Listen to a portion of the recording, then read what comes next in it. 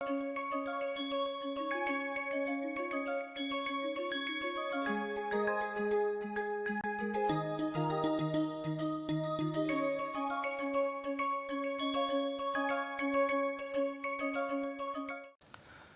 friends, we have discussed the PHM and broader aspects of PHM implementation and what are the system specific aspects, because finally our lecture is called PHM SA. Okay. So now let us see what are the PHM technologies that are available. Okay. And as I mentioned, it is being used extensively for electronic components and in a limited sense for power electronics also, and for mechanical components there are bearing, and if we talk about the storage power storage component, lithium-ion batteries and all that. So this is the application chart, and of course in aviation it is used as a structural monitoring tool. In dam also it is used as a structural monitoring tool.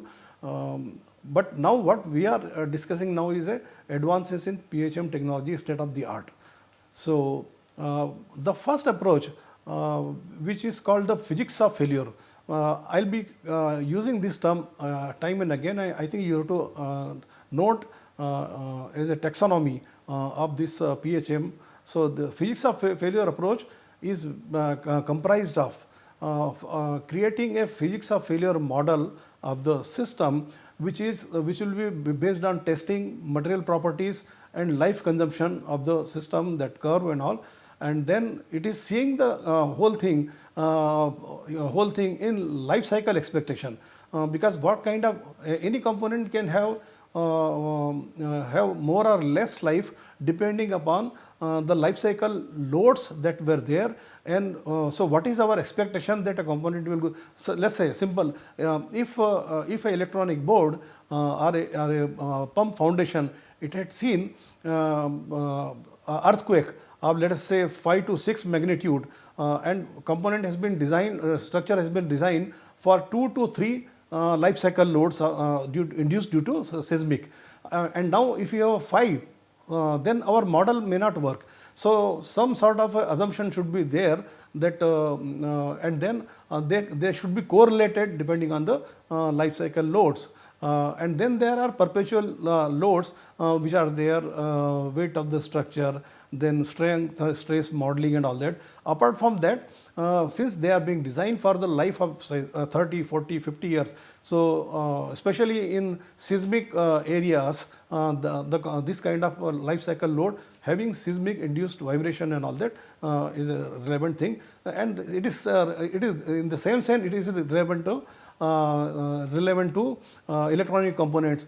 How many times the temperature increase in the control room of a plant had gone and it remained there, how many times humidity had increased, because temperature, humidity, they are sort of enemy, like lubrication. Lack of lubrication is not good for any rotating machine. Temperature, humidity, dust load, they are for electronics.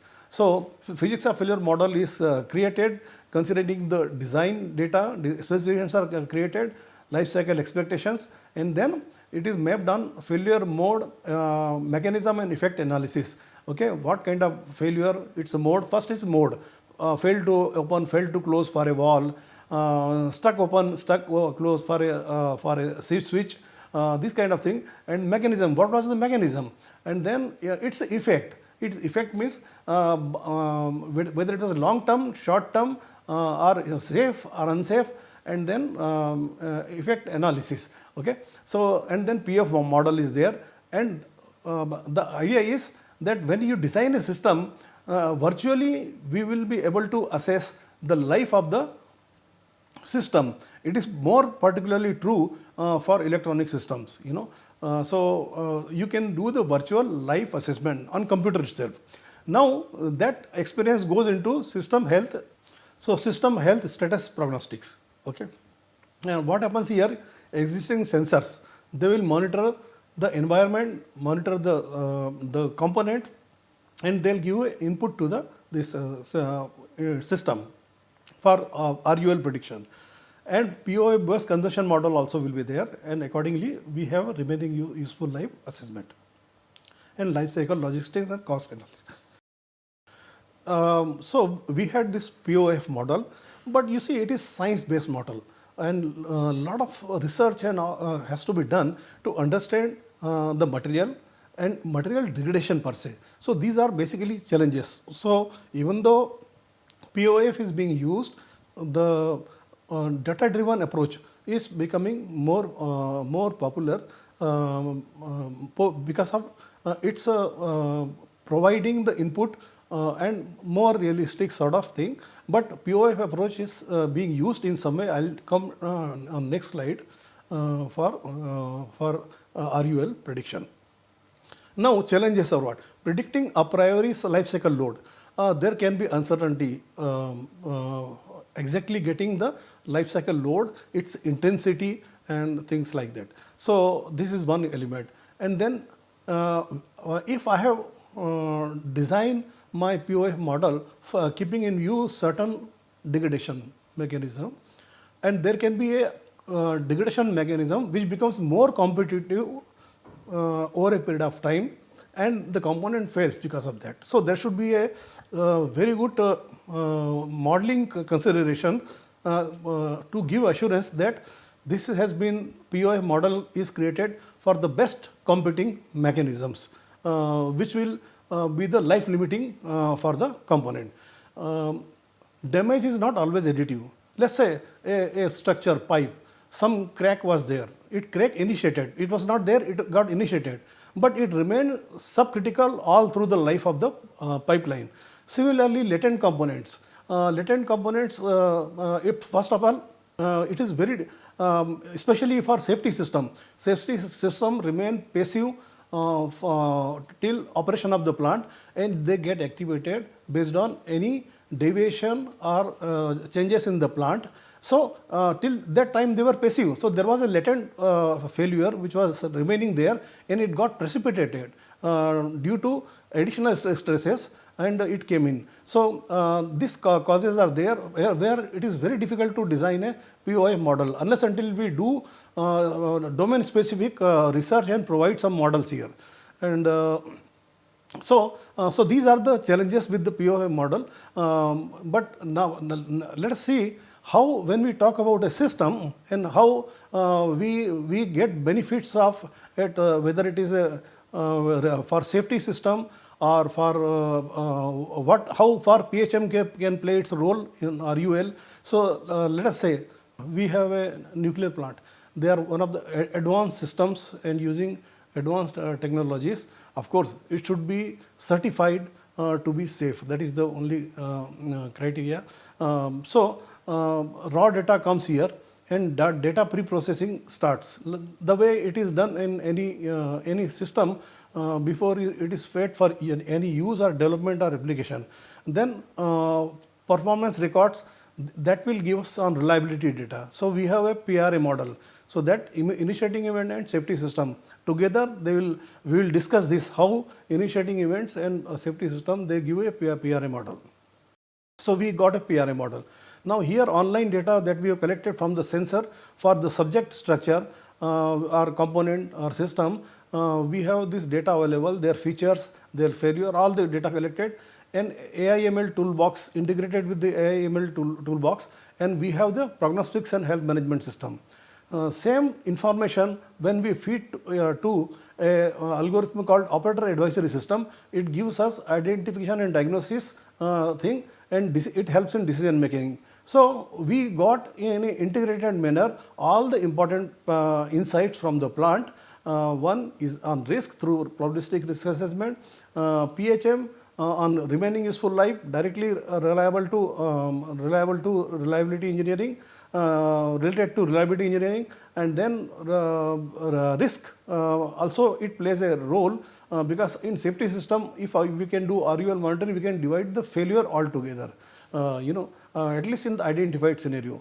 And then we have here advisory systems, which is again built on the PRA model of the plant, and there safety is the overriding factor. So we can make the decision, and the decision is affected to the control room, and again the data, new data is fed over here, and this is like a continuous system which operates, and of course operator remains at the plays a key role over here in surveillance, monitoring and decision making. So it becomes a additional tool with him to understand the health of the component and give additional assurance on the plant performance.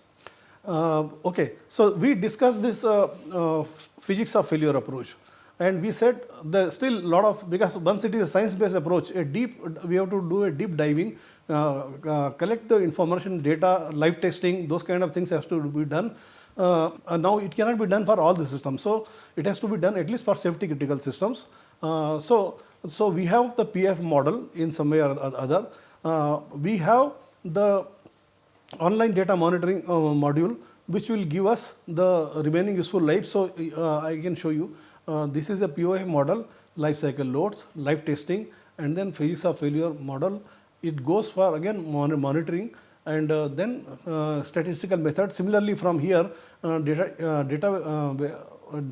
sensor data is there. Domain specific analysis, pre-processing, feature extraction, and this information is again fed to the statistical model. So here we can say fusion or integrated approach for PHM. So at least one thing has happened here. POF can be used to reduce uncertainty into the estimation of remaining useful life through this machine learning algorithm. So the uncertainty is reduced, is the biggest advantage if we have a fusion based approach, and of course we have to feed the target vector and all those things which reflect the plant performance, and accordingly achieve a fusion model of PHM. So now one more approach other than POF and data driven approach, there is a Canary, fourth one, because third one is a fusion approach. So Canary approach. Canary approach is based on a very old concept, wherein in mines there is always a threat of poisonous gases release. Deep down those chances, and sometimes it used to result into fatalities also. So the solution point was, one bird canary will be located in the plant. Of course, it was in 18th century or 19th century. Now this thing has been available. But this bird, the change in color of this feathers of this bird, it will give us indication of incipient threat or incipient leakages into the plant. Because this bird was feather were very sensitive to this gases release, and then miners they will get an indication that there is a threat component, and accordingly mitigation action or safety procedures were activated, and basic objective was to ensure health and safety of the miners. So taking inspiration from this, a canary-based approach, which is especially applicable to electronic component, has been implemented. We see there is an electronic card. Now we know that which are the critical components on the card. If that fail, that will result into unsafe action, or it will affect the reliability of the card. So for these components, canaries are developed. Canaries are developed means for the same operational load, their failure is designed to be before the main component or the subject component for to which we are safeguarding that fails. So that means canaries will give a prior indication of failure before the actual failure of the card occurs. So this is being developed, not a lot of application, but there are a lot of research and papers are there on canary approach on electronics.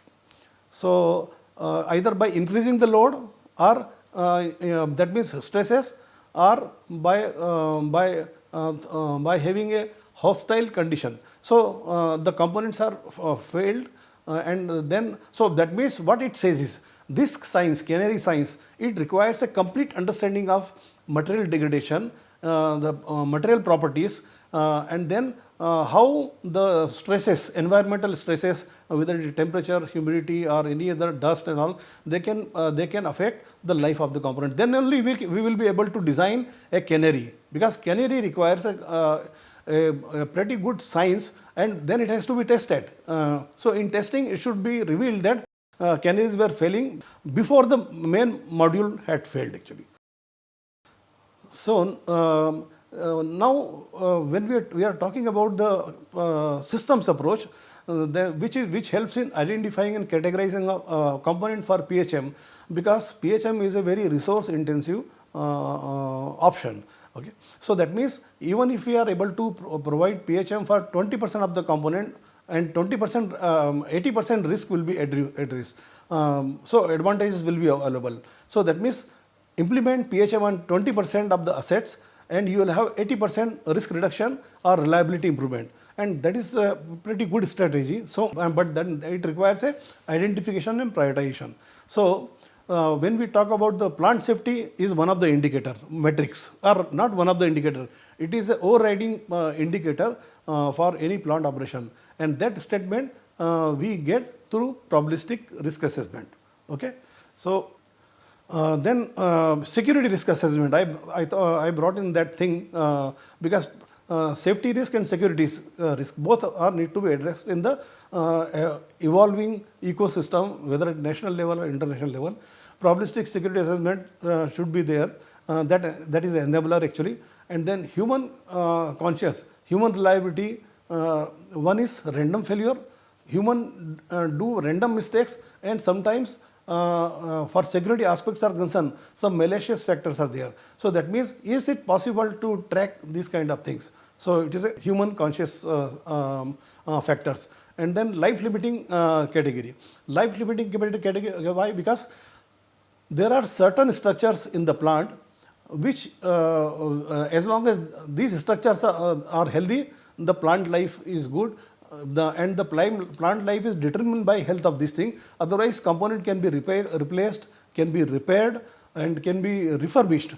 But then certain components, they are basically life limiting components.